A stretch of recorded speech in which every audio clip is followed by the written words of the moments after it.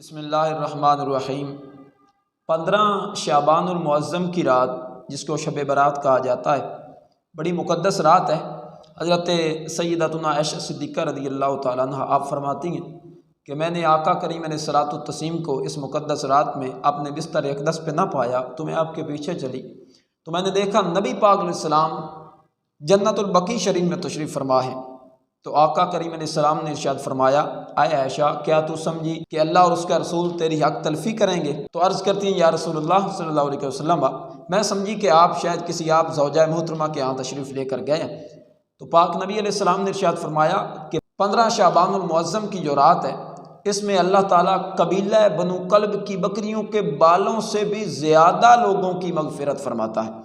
تو اس لیے اس رات کو غنیمت جانتے ہوئے اللہ کی بارگاہ میں گڑ گڑانا چاہیے، دست دعا دراز کرنا چاہیے اور اللہ کی بارگاہ سے اپنے گناہوں کی معافی طلب کرنی چاہیے۔ اور ساتھ یہ ہے کہ اس رات کو کس طرح گزارنا چاہیے، میں چند ایک معمولات جو بزرگان دین سے ثابت ہیں وہ عرض کر دیتا ہوں تاکہ مسلمان بھائیوں کا فائدہ ہو جائے۔ پہلی بات یہ ہے کہ آپ 14 شعبان المعظم کو یا تو عصر پڑھنے کے بعد مغرب تک مسجد میں ہی ٹھہرے رہیں، اور اگر ایسا نہیں ہو سکتا تو پھر سورج غروب ہونے سے تقریباً 20 منٹ پہلے آپ مسجد میں آ کر بوضو ہو کر بیٹھ جائیں اور ذکر و اذکار میں مشغول ہو جائیں۔ اور دوسرا پھر یہ کریں کہ اس رات کو ویسے تو ہر نماز جماعت کے ساتھ پڑھنی چاہیے، لیکن خصوصی طور پہ نماز عشاء اور نماز فجر جماعت کے ساتھ ادا کریں۔ وہ اس طرح ہے کہ روایات میں ملتا ہے کہ جو شخص نماز عشاء اور نماز فجر جماعت کے ساتھ ادا کرتا ہے اس کو پوری رات کی نفلی عبادت کرنے کے برابر ثواب دیا جاتا ہے۔ تو اس لیے خصوصی طور پہ نماز عشاء اور نماز فجر کا بندوبست کریں کہ جماعت کے ساتھ ادا کی جائے۔ اور پھر یہ ہے کہ اس رات کو کلمہ طیبہ شریف لا الہ الا اللہ محمد الرسول اللہ اس کی کثرت کریں، کم سے کم ایک تسبیح تو ضرور پڑھیں نا۔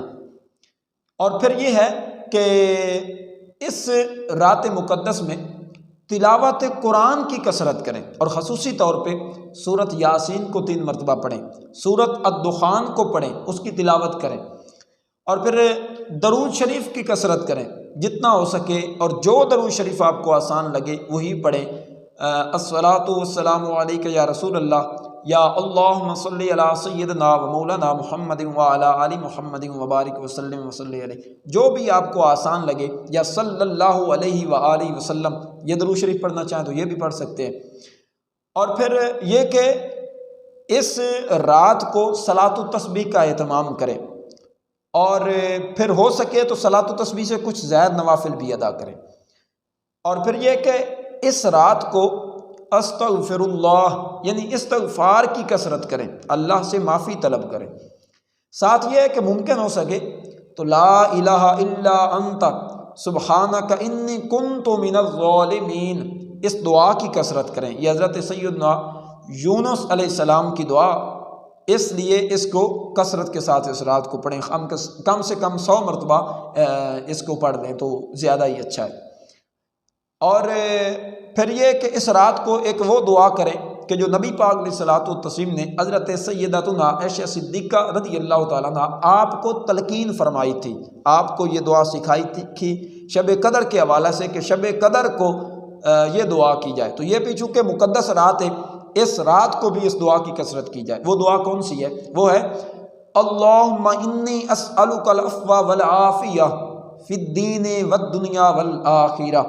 تو اگر ان معمولات کو اگر بجا لائیں گے تو یقیناً بہت فائدہ ہوگا، اور اللہ تعالیٰ اس کے سبب کثیر گناہوں کی مغفرت فرمائے گا۔ اور یہ یاد رکھیے گا، یہ جو اوراد اور وظائف خصوصاً میں نے عرض کیے ہیں یہ نفلی عبادات ہے، وجوبی یا فرضی عبادات نہیں ہے۔ ہاں یہ جو فرضی نمازوں کے حوالے سے عرض کیا، نماز عشاء اور نماز فجر، یہ تو فرائض میں شامل ہے، اور پھر ان کا جماعت کے ساتھ ادا کرنا یہ وجوب کا درجہ رکھتا ہے۔ باقی دیگر جتنے بھی اذکار میں نے عرض کیے ہیں یہ نفلی ہیں، اگر کوئی کر لے گا تو بہت بڑا ثواب کا مستحق بنے گا، اور اگر کوئی نہیں کرے گا تو اسے گناہ نہیں ملے گا۔ تو بہرحال بندہ مومن کو چاہیے کہ نیکیوں کا سامان کرے، اور جتنا ہو سکے اس مواقع سے فائدہ اٹھاتے ہوئے اپنی آخرت کا توشہ اکٹھا کر لے۔